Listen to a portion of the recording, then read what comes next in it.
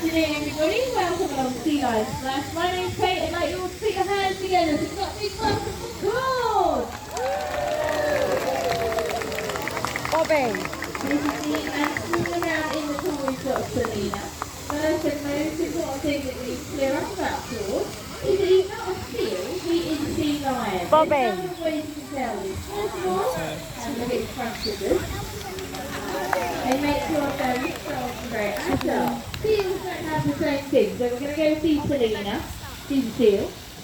And she's going to show everybody. Selena, what do you have? Tiny little front flippers. About the size of the palm of your hand. They're furry and they've got big claws on. Whole body of your seal is nowhere near as agile as a sea lion. Another way you can tell, if you look at each side of Claude's head, you'll see he's got a small external earlobe that sticks out. Very cute. Makes him look a bit like Shrek. Seals don't have these. Seals have got a small hole each side of their head. Covered in fur, so it's very difficult to see where a seal's ears are. Easiest way to tell is by watching the animals move on land. So we'll ask Claude first of all. He can tuck all four flippers underneath his body, walking on all fours just like a dog or a cat, as he's got very similar bone structure. And he's very agile. He can show us some rollovers. Give him a big round of applause. Well done, Claude. Seals don't move in the same way, so we'll go see Selena. Remember, her flippers are much smaller, but they're also positioned differently. They stick out at her side, so she can't support her body weight like Claude. All she can do is shuffle on her belly like a giant caterpillar. She can still show you some rollovers. When you're ready, Selena. 1, 2, 3, 4. Give her a big round of applause. Well done, Selena. Something that everybody asks us is how do you teach the animals to do all of these different things. So we're going to let you in on a secret and show you. It's through something called target training. Targets come in many different shapes and sizes. And if we show this one, Selena or Claude, they're very interested in the end of the target and they follow it wherever it goes. When they're babies, they very quickly learn. It's all about the target. Touch it, follow it. You get some sort of nice treat or reward each time. So it's easy to use it as a guide and you can show them how to do almost anything. Once you've got some touching, we can move around a bit. If you want to show Claude how to do an impression of Selena, you put the target down low so he follows it on his belly. He can go up high. Something else you can do with a sea lion, not a seal though, because of their biology, a handstand. You bring a target out in front so he leans forward to touch it. Use your hand as target for his tail and he's got a lovely handstand.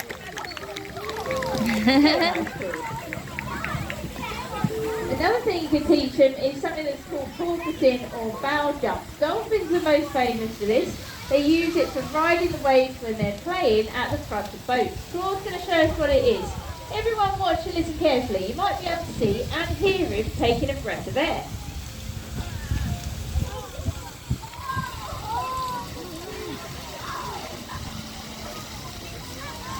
Claude is a mammal like us, not a fish, so he can't breathe underwater. He needs to hold his breath, but by porpoising, he can take a breath on the move instead. Well done, Claude. Something that everybody likes to see a sea lion do is ball balancing. Lots of people think this is easy and they do it automatically. But actually, it's very difficult and it takes a lot of practice and skill. Claude's very clever. He's been doing this for a long time and he can balance the ball for ages.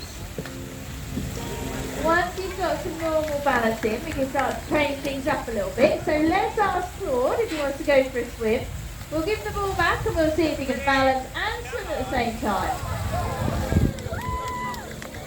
Get cameras ready, good bit coming up. You can do some rollovers. 1, 2, 3. Well done, Claude. We've got another member of the sea lion family who's going to join us as well, and he too has been working on his balancing. He's not been doing it for quite as long as Claude. Remember, it takes a lot of practice. So everyone put your hands together for Elmo!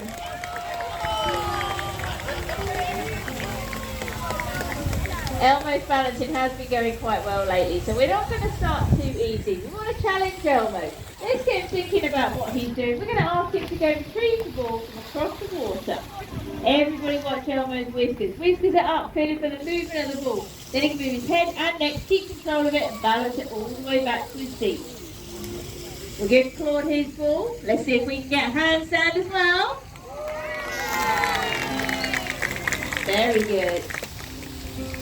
Elmo can help us out with a few more facts about sea lions. To do this, he will be coming over a lot closer. So if you're sitting along the front, just make sure you stay sitting down properly for me. Get your cameras ready, there will be some good photo opportunities coming up.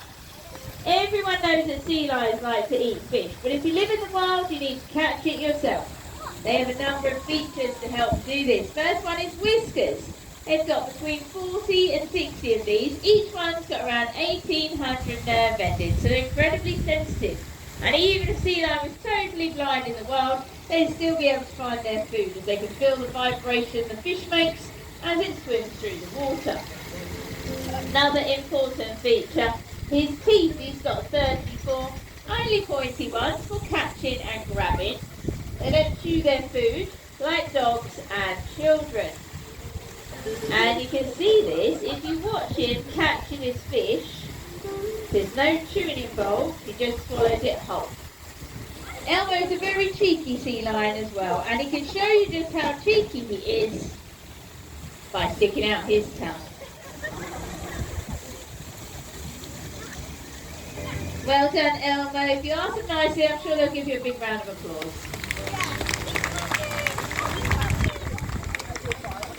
We're going to head over to the other side of the pool, so stay seated. Elmo's going to go for a little swim. Keep going, Elmo. Starting with his whiskers, there's light ones and dark ones, they all do the same job. They're very sensitive. If the water was very dark and murky and they couldn't see where they were going, they can feel their way around instead. Let's have a look at your teeth. Say, oh. If you look closely, you may be able to see his teeth are very dark, almost black in colour. Over time, they develop a layer of bacteria which has a dark pigment. This helps keep his teeth nice and healthy, so they're not